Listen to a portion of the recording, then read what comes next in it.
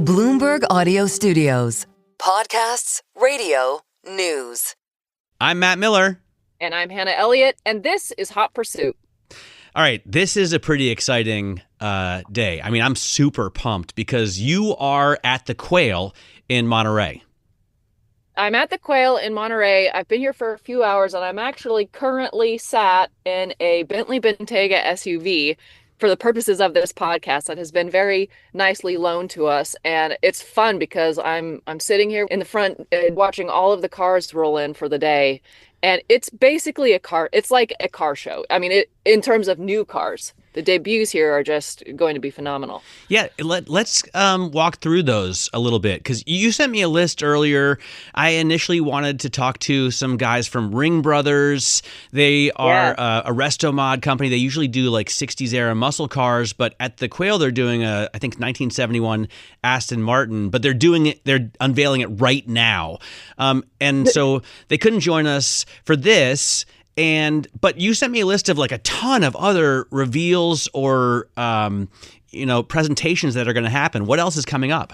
So I have to say there are some surprises here. For instance, Corvette will be showing 2 new concepts of future cars. We talked about that a little bit last week with Mark Royce. But I've seen the cars, and by the time this publishes, I guess we can talk about it. Yes. They're 2,000 horsepower. Electric, and one's a hybrid, one's an electric Corvettes that are called the CX concept. Yeah. I mean, they're both 2,000 horsepower. Yes. That's insane. But by the way, that actually reminds me, we can go ahead and tease the guest we have coming up because speaking of electric hypercars, Monterey Rimac is about to slide into that Bentley Bentayga next to you. Yes, he is. And Rimac has been such an interesting story to watch and to follow. Of course, we know the Nevera hypercar is their world record car, but Mate has been in the car business for so long. Obviously, he's at Bugatti as well. I think we can pull ahead. He's waiting for us, so we're going to pull ahead. You mean literally like you're going to drive up? Yeah, we're going to drive up to the executive pickup area. Now, if I lose you, just stick with me. This is exciting. We haven't ever had this kind of live action podcast before. A live onboarding of an executive. You're going to drive up in your Bentley Bentayga Speed to the executive pickup area at the Quail, and Monterey Rimac is going to get in next to you. That's cool. That is exactly right. And I do see him, come on in. Good to see you. We're literally... Matt's waiting. We got it all set up. Okay, cool. Starting. Hi, Matt. Hi, Mate. Thanks so much for joining. Dude, I can't tell you how excited I am to talk to you because Hannah's been telling me about you for a couple of years now. And I obviously have read everything about you. And I'm talking to like Winkleman all the time and my buddy Michael Haas. And so I'm super pumped that we get to hear your story. If I could just jump right in, how did you get started? I heard something about you used to race like a BMW and you electrified it, and that's how you got kind of the bug. Well, I was crazy about cars since I was born, but I was born in a place where there were almost no cars. It was in Yugoslavia at that time in 1988, which is today Bosnia. So there were basically no roads, no cars. But I was somehow born with a bug. I don't know why. Like my family had nothing to do with cars. So I always wanted to do something with cars. Anything. Like I wanted to be an engineer, a race driver, a designer, whatever. Did you study it? Did you study it in school? So when the war started, my parents moved to Germany and we were 10 years there. And then 10 years after we moved to Germany, we moved to Croatia. And in Croatia, there was nothing related to cars. So the closest that I could do in high school was mechatronics. So that's like combining electronics and mechanics. And so I did that because that was like the stepping stone to do something in university with cars later. So I built stuff in my garage already at that time, like in my parents' house, and I was competing in competitions for electronics and stuff like that. So I had 2 patents when I was 17. I was national champion for electronics at that age. I was then sent all around the world to compete for Croatia. in different kinds of competitions. And that's when I bought my 1984 BMW 3 Series. So I was still in high school. And I bought that car because it was the easiest way to start racing, the cheapest way, like an old BMW, you weld the differential. Easy in. Yeah, exactly. Like the lowest stepping stone to start. And when I was still in high school, I started to race with that car, and the engine blew up when I was at one of the races. And because I was into electronics, and because I was from Croatia, where Nikola Tesla was born as well, and Nikola Tesla has invented the alternating current electric motor, I actually wanted to replace the engine with a bigger one, with a newer, more modern engine, but I didn't have the money. It was too expensive. So I was like, okay, when I'm now already going to invest all of my effort, all of my time, all of my money into modifying this BMW, let's do something different that can also become a business. So I decided to make this car electric. So I did that when I was 18, just when I was starting university. So I built the BMW into an electric car in my garage and started to race it. And it was at a time when there were zero electric cars in Croatia. Nowhere I never saw any electric car. And then I show up at races with an electric car with an old green BMW. They probably, what did they think? I mean, what? They were laughing at me. They were like, Wow. what the hell are you doing with a washing machine on a racetrack? Like, Wow. Can we charge our phone on the car? And all these jokes, like I heard them all. And they were like, like, what is this? Like everyone was like, right. Yeah. Couldn't believe it. And then when I started winning, they wanted to, like the other competitors, they were like, they need to ban this car because it's so fast, like it's different Somehow category. it's unfair. Yeah. Now all of a sudden all of you're a sudden, winning. yeah, exactly. And it was a great time for me, actually. I learned so much. So in Croatia, there was no car industry, so I couldn't learn from anyone. So I learned everything I could online and from books, everything I could. But then as I was building this car myself, so quickly I knew more than I could find on the internet. So that car became faster and faster, better and better. And I started a company in 2009 because I was like, I want to make a business out of this. And the initial idea was to convert other people's cars into electric cars. And I did a couple, but I realized that's a really bad idea. And why? Well, any car you see on the road, there have been billions invested in that car. And before the first customer gets his car, there have been hundreds of prototypes built, tested, validated, and so on. And now, a guy comes to you with a car, whatever the car is, like my first customer or second customer was a 911 Porsche, like an old Porsche. And he gave me the car and I need to electrify it. And then you have to do something specifically for that car. First of all, that car is never developed to be electric. So you don't have the right space for the battery. It's not made to be electric. So you already make a compromise. But then, that one car, you have to make reliable. It has to work. It has to run. It has to be user-friendly. That one thing, not building hundreds of prototypes, testing everything. So it's not really safe. It's not reliable. It's just a bad product.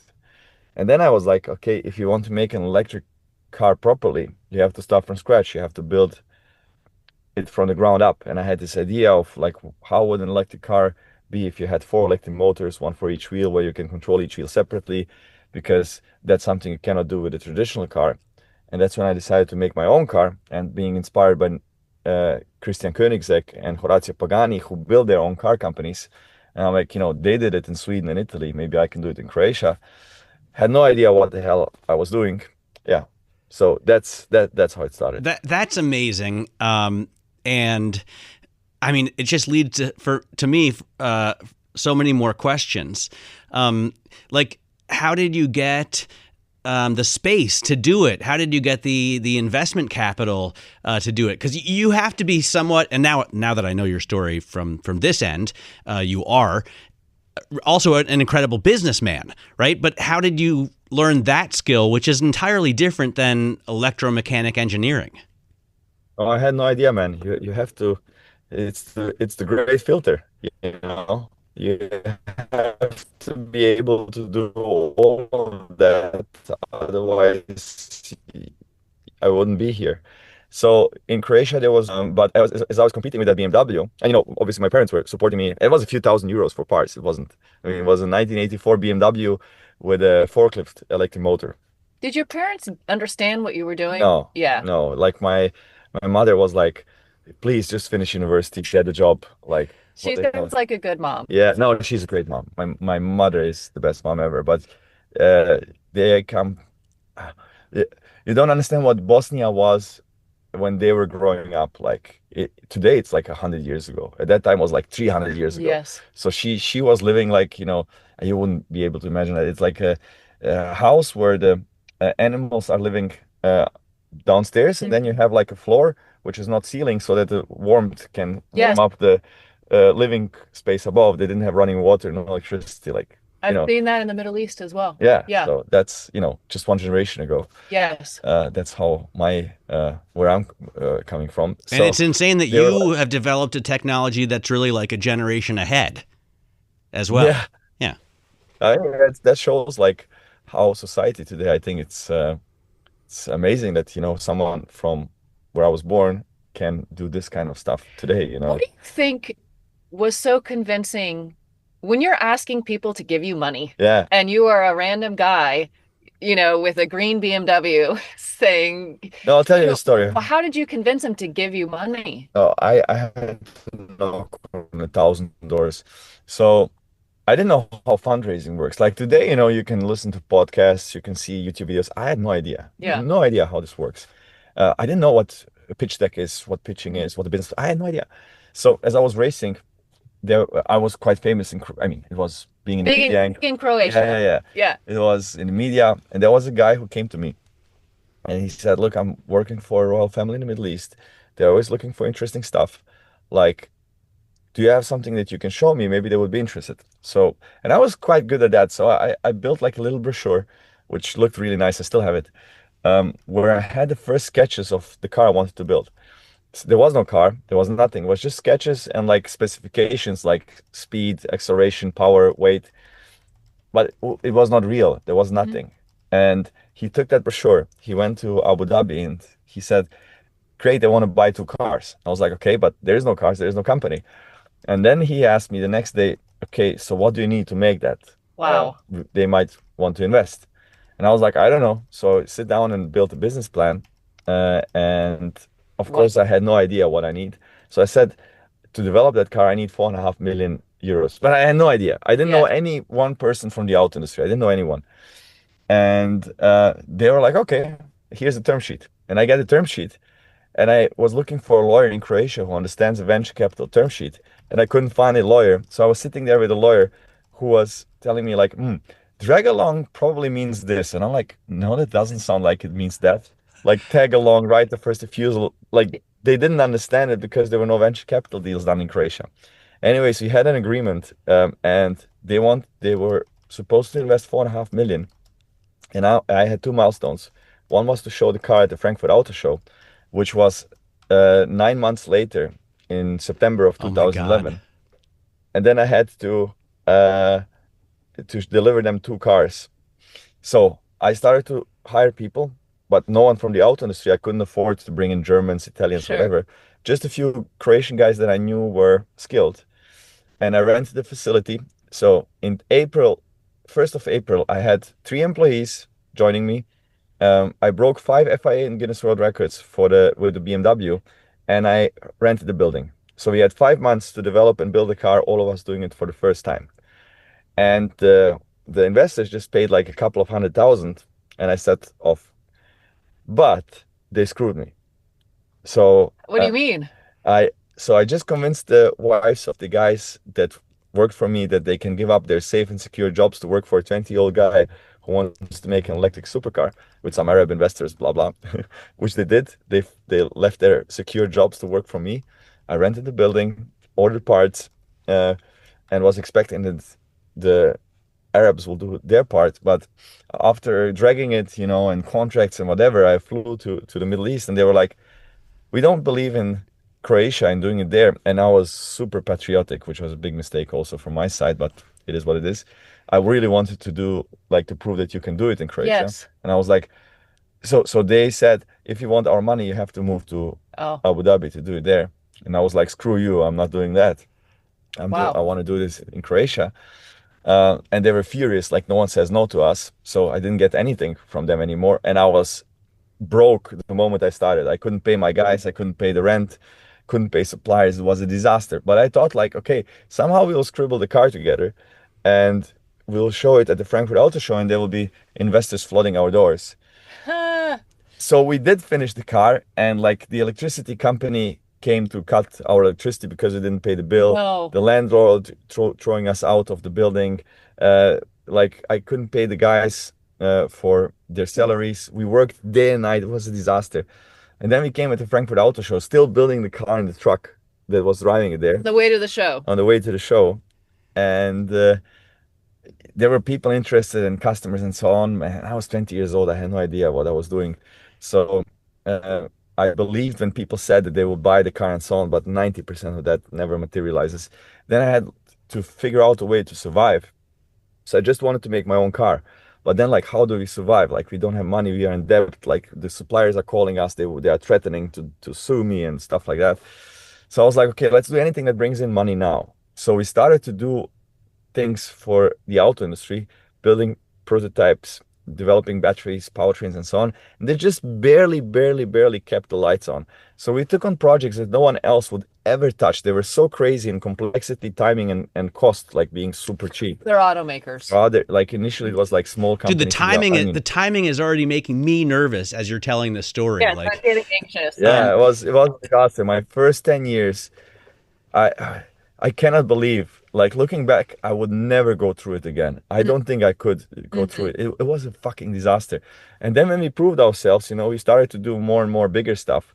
Like we started, like our first road car project was the Koenigsegg Regera battery. We were like 20 people at that time. Then we did a battery for Aston Martin Valkyrie. Then we started to do stuff for bigger car companies. And then investors came in, the first investors. So I bootstrapped the company for the first years. Then investors started coming in. Then in 2018, Porsche invested for the first time, 18 million. That was like a big seal of approval. That was the first investment they ever did. And then Hyundai invested, and then the big guys started coming in, and I raised €1 billion in the meantime. I mean, I want to talk about the Nevera, and I have one question. Yeah. Before that, no, I have a lot of questions before that. Was my point. Like I before we get to the Nevera, I was gonna say, because I know it's so cool, and I've talked to I've interviewed Nico Rosberg about it, and he was so excited, and I know Luka Doncic got one as well, and and Hannah and I talk about the records that you make all the time, but you do still a lot of work for other automakers, right? I mean, I heard you have built a huge campus now in Croatia, and you still do a lot of other work besides just your Rimac stuff. Absolutely. So we have now 3 companies. So now the original company that I founded was called Rimac Automobili, like a car company. But then, the majority of the business was actually doing other stuff for other car companies. And then when we did the Bugatti deal 5 years ago, we split the company in 2. So the car stuff became Bugatti Rimac. The tech stuff that we do for other automakers became Rimac Technology. And in the meantime, I founded a 3rd company called Vern, which is a robotaxi business. So in total, we are 2,500 employees. Around 1,000 employees is the Bugatti Rimac stuff. Around 1,300 employees is the tech for other companies. And around a couple of hundred employees for the robotaxi. So the tech company is making batteries, powertrains, electronics, stuff like that for many other car companies, BMW, Porsche, for Bugatti as well. I mean, tech is a supplier to Bugatti and for Rimac for some stuff, for some parts. We have 5 billion euros of orders from other car companies. For example, from BMW, that's one of our biggest customers, Porsche as well, and so on. And we are scaling that up now big time in Croatia with a huge new factory that's already completely full. So many of the cars that are coming to the market and that's like, this is what is now making me feel so good, that as a kid, you were so patriotic that you refused to move the business out, and you'd hired these guys who, went with you and quit their, secure jobs. And now you're putting food on the table for like thousands of families in Croatia. Like, what an incredible feel-good story, right? Yeah, and it's like we created a whole industry in Croatia. It didn't exist before. Like the most that was done in Croatia before, like was like glasses for cars, like a few small suppliers, and now we are developing the most complex cars. They're like when you walk into our campus, you see like huge production lines that are fully automated, robotized, and at the same time, in the same building we built Bugattis. They're developed there. I mean, it's great. If someone told you that 15 years ago that would be happening in Croatia, no one would have believed Or if someone told your mom, dude. If someone told your mom, like, don't worry, he doesn't need to finish university. He's going to build a national champion. Never have. No. My back. Tell us about the robo-taxi business, because obviously that's a really big thing everyone's talking about, robo-taxis. Fill us in on that. Okay, so I was invited a lot to speak at different events, at industry events, and like to managements of large companies. Like they wanted, like, oh, this young guy, he's doing electrification and so on. Let's let him tell us about it, because they were like, oh my God, the industry is changing, everything is going electric. Freaking out. Yeah, freaking out, and like it's such a big change. And then my speech to them was like, what are you talking about? Nothing is changing. Like you used to buy injection systems or gearboxes or exhaust systems from Bosch, Continental, Rexelmeier, whatever, and you build it into a car, and then you sell the car to the dealer sells it to the customer, and then the customer goes to the gas station, owns the car, runs the car, brings it back to you for service. So today, everything is the same. The only thing that changes, you don't buy an exhaust system from Continental, you buy an inverter, you buy an electric motor, you buy battery cells. You make a car, you sell it to the dealer sells it to the customer owns and runs it, and the customer doesn't go to the gas station, but that doesn't change anything for the car manufacturers. What really changes the game is when you don't own and don't drive the cars anymore. Everything changes. Like who is the players and who has the power in that industry completely changes. Google will come with a spec sheet of 600 pages to 10 manufacturers and will say, dear Volkswagen, Ford, Renault, who can build me this car that I have designed for the cheapest? And they are just going to be a white label manufacturer. That changes everything. So electrification is nothing. And I was giving that speech years, and then an investor came. I met him at an event, and he was like, you're making cool cars. I'll give you a lot of money, and let's compete against Tesla. And I was like, I don't think that's a good idea. That's like starting a CD player company in 2005. Like you can make the best CD player in the world, but the iPhone is coming, iTunes is coming. It doesn't matter. Like to develop a car with a steering wheel. So I was like, and I was talking about it so much. And I was like, okay, you know what? I really believe in this. I'm going to do it. So I started a company to develop robotaxis with a different view. I mean, I think, everyone is so focused on the self-driving aspect itself. I think that's a big problem, but once it's solved, and we are close to having it solved as a, technology-wise. As a technology, I mean, I'm not saying we, but like Waymo, Tesla, many players are working on that. Then it's solved. Then it's about many more things like the user experience, the safety, how do you feel the best, and use that time that you now have gained. Capitalist society has to always grow. And productivity has to increase. One of the ways that productivity has increased over the last 2 decades was that you are always online.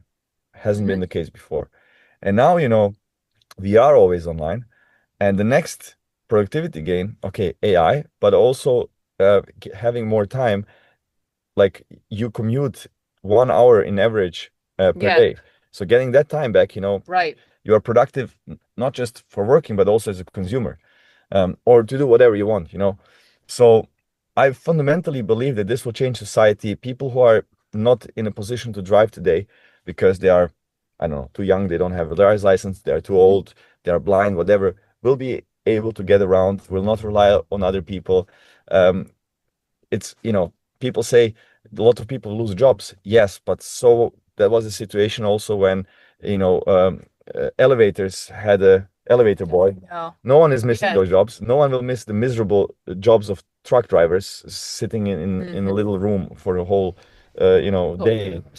So for weeks. I just I just think that this will really change society, and there's lots of opportunity with it. I never believed in making a high volume car for us. I never wanted to go after Tesla, and I was like, okay, how can we have a bigger impact? How can Croatia become really a big player in the auto industry. That's how. It's amazing. Dude, it's Yeah, such an I mean, amazing story. And we haven't even gotten to the record-breaking hypercar yet. Yeah. Tell us a little bit about the Nevera, because did you only make like 150 of them, or We want to make 150, but the market is not there. We sold around 70, 75, which is like the highest. It's the most successful electric sports car in the world. It's, it's my baby. I shed so much blood for that car. and it costs, what does it cost to buy one?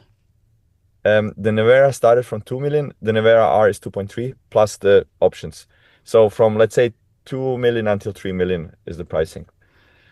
And, the customers who have it love it. But I realized, and I was public about it, shooting myself a little bit in the foot, but that's how I am, that, people in this market, they just don't want electric cars. And I compared it to watches, like, I mean, I'm an Apple Watch guy, and this watch can do everything better than a Patek Philippe, than a Rolex, whatever, Yes. and can do 1,000 things more. Mm-hmm. Just like the Nevera is better in so many things than combustion hypercars, but no one is paying 200,000 for an Apple Watch. It's funny because I agree 100%, and yet I still would prefer to wear my Rolex mechanical watch. Even though the Apple Watch does everything that now I wear a Whoop band as well. So I wear two things. And wow, double. Yeah. But I just, it's the same with cars. I have had such incredible experiences in electric cars over this last year. I've really been a convert because they're so quick. In New York traffic, a lot of times you want to be darting in and out between other cars, and it's much safer in an electric car because you have that instant torque. And yet, I really love the vibration, the smell, the feel, the sound of an old technology gasoline car with no turbochargers and big displacement. And I mean, look, you have also spanned both sides of the aisle, right? Because you have Rimac and the Nevera on the one hand, but you also work so closely with Bugatti, and you brought the, how do you call it, tourbillon to life there. Tell us about your endeavor into the ICE side of the business. Well, I'm a car guy. I have a car collection, just like you said. Like, if you look at my car collection, it's all combustion cars, many of them old, like a Porsche Carrera GT V10 naturally aspirated, or like a BMW E39 V8 naturally aspirated, that kind of stuff. And when I was asked by Volkswagen to take the company over, to take Bugatti over, they were like, their thinking was, Bugatti needs to go electric. This guy's making electric supercars, so let's give it to him. He'll make, transition Bugatti to electric. And then when I took over, I was like, no way, guys, this is wrong. Like, how did that go over when you told them that? They were like screaming at me, like, you don't know what you're talking about. Like, you have no idea how to develop a hybrid car. You don't know what it takes to develop a combustion engine. I was like, yeah, before I developed the Nevera, I was in high school. So wow. from high school to develop yes. my own car from ground up in a country that never did it, with super limited resources, is a bigger step than going from that to develop the tourbillon. So what I did was, Rimac funded the develop. That's an interesting story, actually. So I contacted Cosworth to develop a V16 naturally aspirated engine, and they were like, so I called out of the blue the general manager of Cosworth, Bruce Wood, great guy, by the way. And I was like, hey, you might have heard of this electric car company from Croatia, Rimac, that's me, and like, here comes an unusual request. How about, can you develop a 16-cylinder naturally aspirated engine with 1,000 horsepower? He was like, okay, yeah, why not? So we started to develop that before I took Bugatti over. And so what I wanted to do was to bring it so far to get rid of all the no's that Volkswagen and Porsche were saying, like all of the reasons why to not do it. So we funded it without knowing if the deal would come true. Wow. So we paid the development of the 16-cylinder engine as an electric car company. Crazy thing. The biggest engine in the world has been developed, the biggest road car engine has been developed by an electric car company. That's great. For 2 years. And then when I took Bugatti over, I was like, presented them with everything. And for every no they had, and for every concern, we already, you addressed it. We already built a prototype. We did the durability runs. We knew how much it would cost. We knew emissions. We knew everything. And then they were like, okay, go, like do it. And today when I talk about it with them, they were like, oh, thanks God, like because if the tourbillon was electric, even being a Bugatti, even being beautiful, it would have been a disaster. Wow. Can I ask though, we're saying, okay, people don't want an electric supercar right now. Yeah. In the end, are we still getting to a world of electric cars? Yes. Okay, so this is something that, I've been talking a lot to dealers and about dealers lately, and the dealers are not wanting to sell electric cars. Yes, but in the long run, and tell me if I'm wrong, we are still going electric. Absolutely. And it makes a lot of sense. I'm no anti-electric car guy. God forbid, I think it's a great technology. But just like with watches, so 90% of watches are digital, but 90% of the profits of watchmaking come from the mechanical. 5% of the Swiss made watches, 90% of the profits. So I think majority of cars will be electric, and it makes so much sense. It's so much better. No question about that. What I don't like is government mandate that it needs to be pushed, like, make the cars better and cheaper, and the customers will take them. Don't mandate it, because that's what gets you in Croatia we have a word for it. It's dishbet. I don't know how to backlash. Say it. We have backlash in the U.S., right? You have people who don't want to be told what to do by Big Brother, and so if you mandate it, they will immediately go the other way. I'm kind of like that myself. Exactly. Yeah. Exactly. That's the thing. So you have that today. That's what people are like. They feel repelled by this push of like, why do you want to take combustion cars away from me? So yes, but on the other side, like, think about it in this way. So even if 100% of sales of cars are electric, of new cars, it takes still a decade to replace the fleet. So if you look at the parking lot, like look at this parking lot over there. So maybe 5% or 10% of cars on that parking lot today are electric. When will that parking lot be 100% electric? I say never. Okay. Why? Because it will be 30-40%. So not market share. That's a different thing. 30% maybe of all the cars on the road will be electric, and then the parking lot will disappear. Yeah. Because it will be autonomous. Yeah. I see. That's my view. Yeah. Well, or maybe much smaller, because some people still want to drive the tourbillon, right? Absolutely. Right. And I don't want to take ownership. Like some people think that I want to take ownership away from people or whatever. It's a choice. Like, horses. Everyone used to have horses. Like my mother still had horses to pull stuff around, not because it was like fancy riding, but to do work. To work, yeah. And everyone used to have them. Today, no one forbids you to have them.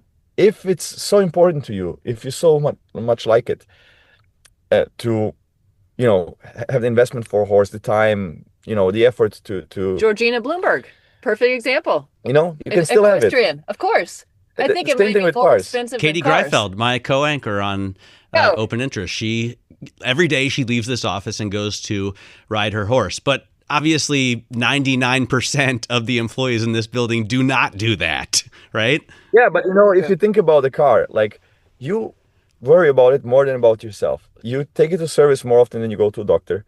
You worry about parking, cleaning, whatever. It's a hassle. And we are used to it. Our generation is used to it. But like someone born today has to go 3 months to get a driver's license, has to have the second investment of their life, second largest investment after their housing, being a car and so on. Most people will say, no, why, when I have a super convenient option of an autonomous car driving me around? Some people will still make that choice, and great, I'm one of them. I will have cars, but I think most people won't. And that will change society. One thing that's hilarious is the thought experiment. I recently saw someone saying, like, what if we started with electric cars? And then 100 years later, somebody was like, hey, I have a new idea. Let's do an internal combustion engine. We use oil from the ground, and it makes explosions in the car. It's super noisy. It's really smelly. It's very polluting, and you drive around like that. And somebody would be like, that's a horrible idea. Yeah, exactly. Well, electric cars initially were marketed toward women, right? As quiet, easy to maintain and start. It's the car you buy your wife. Exactly. Back at the other turn of the century, the previously. But I'm curious, are tariffs disruptive to your business? in what you're doing? Well, it's uncertainty. It's the uncertainty. Yeah, Yeah. like, so we have, so around 40% of our market is US. So for Bugatti, for example, and we offered our customers like, okay, you want to get the car to the US or you want to keep it in Europe and we see what happens. And this year, so we are delivering the Bugatti Mistral. It's limited to 99 cars, 35 of them are going to the US. And we asked our customers, and one guy said, I'm too rich and too old to wait, like ship it over. So he Must be nice. he paid the tariff. The other ones kept the cars in storage in Europe. And now that it's 15%, we're just now talking here to our customers to see if they are fine with it, or we need to maybe sell the cars to a different location. But 15%, I think it's quite okay. Like when I buy a car in Croatia, even the car I made myself, I have to pay a lot more taxes, for a car made in Europe. Sure. So I think 15% is like fair. Okay. And yeah, I guess that will stay for a while. So as long as that's now the status quo and it stays stable, I think that's fine. Fine. Another question for you, and this is a crazy pivot, but would Bugatti or Rimac ever become involved in motorsport, like as a branded factory team? Yeah, why not? I mean, I started with racing, right? Yeah. And Bugatti also has an incredible, obviously, racing pedigree. I mean, it just seems like everybody is joining whether it's WEC or, F1 or... Yeah, just yesterday I had a discussion about that with some people here. Is that on the table at all? One thing I love about racing is that it's pushing technology forward like war without people getting hurt. It's like war for technology. But that has not been the case recently because of things like balance of performance. Yeah. Where you basically get penalized for being better. We've talked about that on this show. Nobody loves that's what it. I really like. Except for Ferrari. Ferrari loves it. Yeah. Those who play good politics, they like it. So I hate that.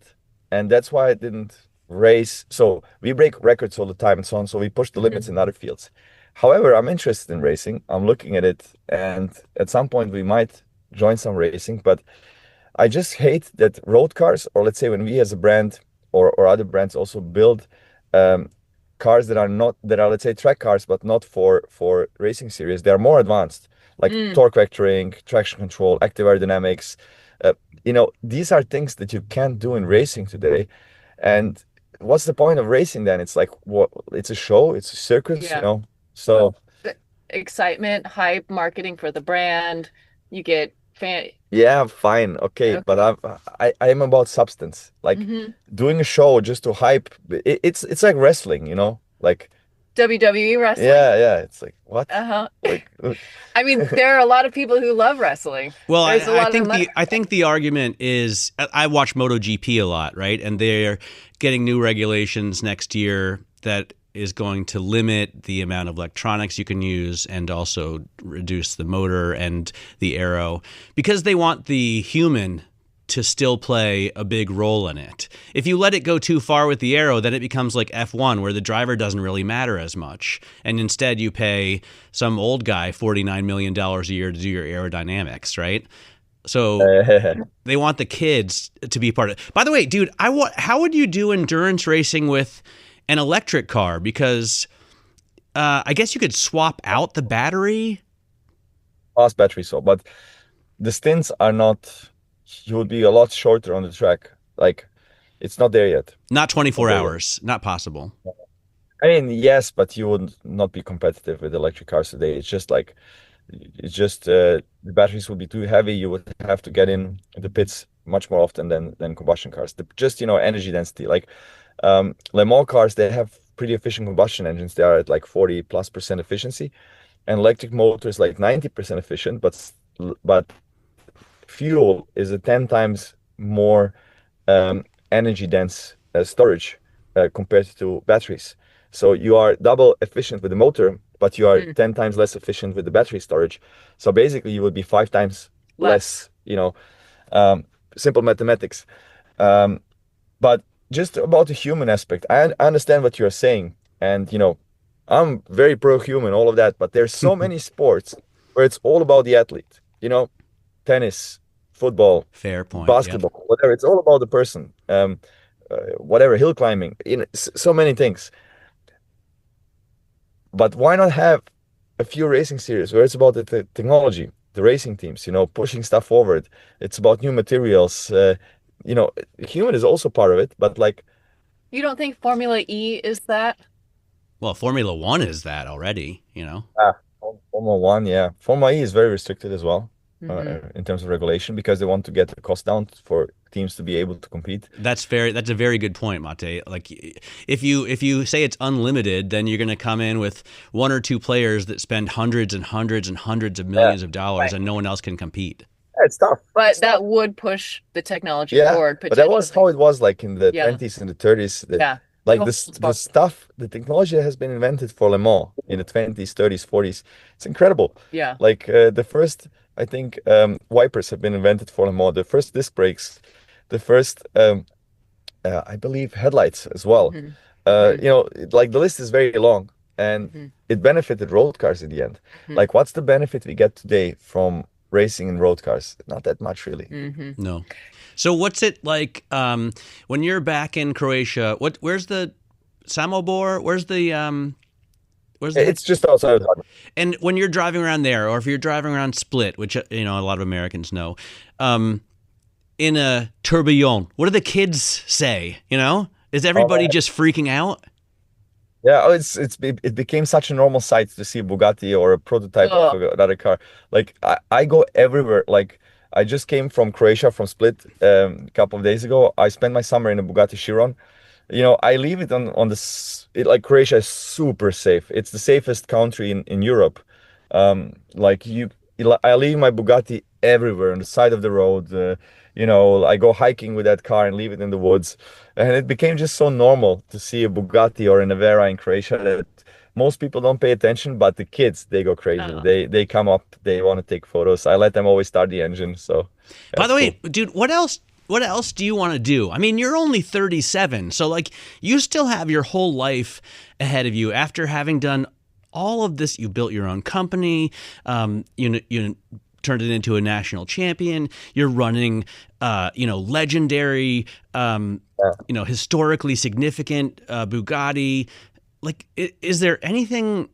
Do you want to do anything outside of cars? I mean, yeah.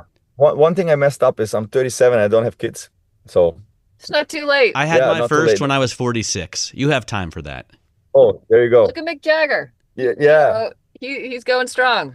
So that's one thing, the population topic, especially in Europe, we are really screwed. I agree. So I want to do my part, like Elon. Maybe not like him, but I need to catch up. I hear you. Like, but do you think of other stuff? Do you have ideas outside of cars, or are you just so busy with all of your automotive enterprises that you don't have time? What the crazy thing is, I was thinking about it recently, and I'm like, Jesus Christ, I actually did everything I wanted. Like, I wanted to make the fastest electric sports car in the world. I did that. I wanted to make this new generation Bugatti, like the idea I had, like, the tourbillon, I made a little model of that, like this size of that car, when I talked initially with Volkswagen about taking the company over. So I developed the tourbillon, like a little thing, like a little model of it myself. Like that's really my baby, the tourbillon. I love that car, and like now it's there, it exists. Then I wanted to do a robot taxi. I wanted to develop all of these new battery technologies and powertrains and stuff like that. I'm like, and the campus, that was like a big baby for me. And I did all of that. And I'm like,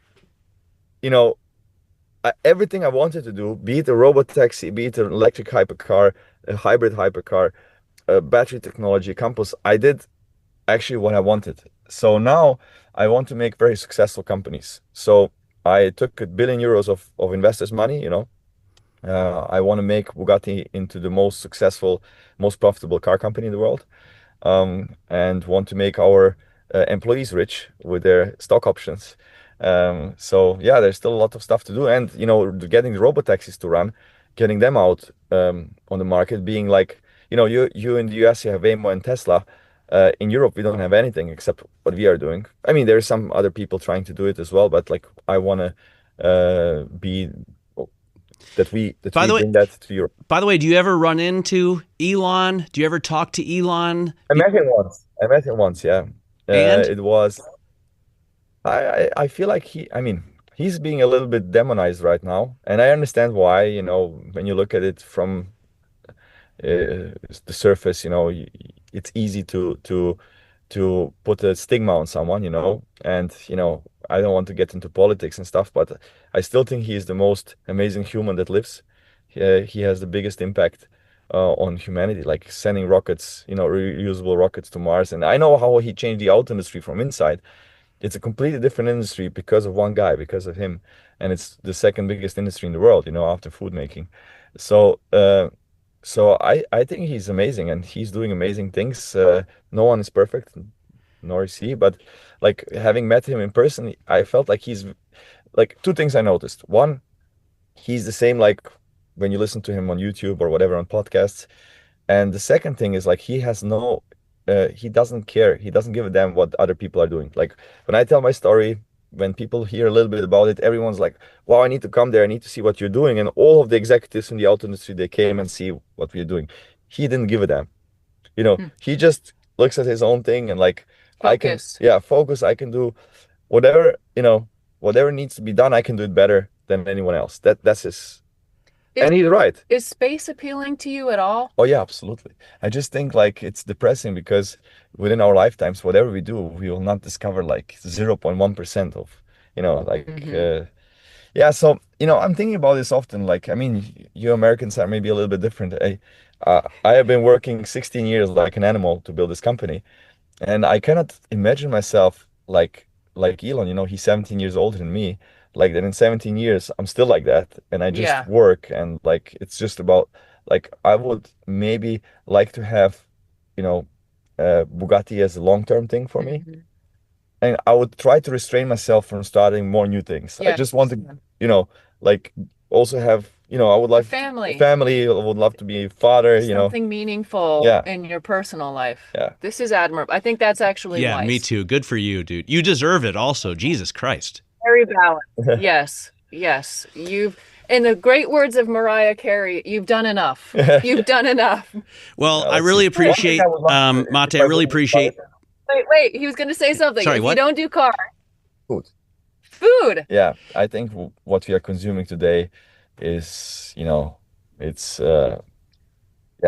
it's not healthy, not sustainable. Not healthy, sustainable, yes, but like I just think the way we farm today and like what we do to animals, we kill 150 billion animals a year. What we consume, that's something I would love to do. If I wouldn't do cars or if I have some spare capacity at some point, that's something I would get into.